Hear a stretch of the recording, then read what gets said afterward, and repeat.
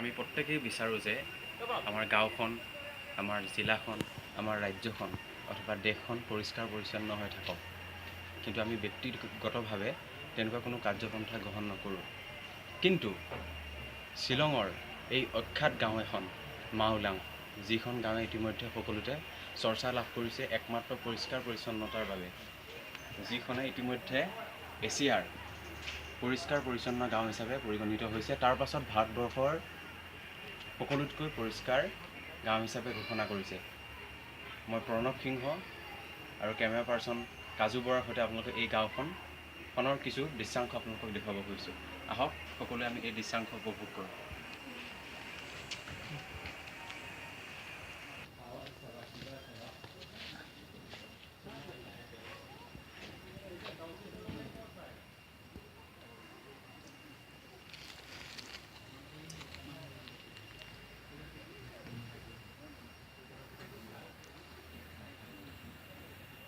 पूरा जूम को नलबी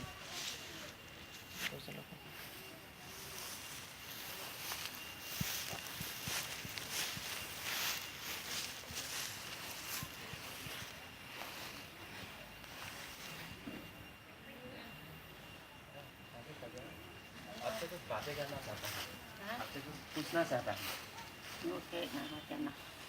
आप हिंदी समझते हैं? हिंदी नहीं, हिंदी समझते नहीं है? थोड़ा थोड़ा।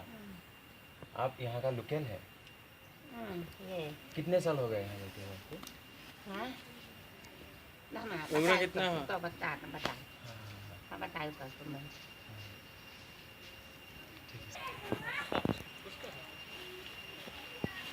जी तामुलदार लोन आसोटे लगे तामुलो एक লগত লাগিছে না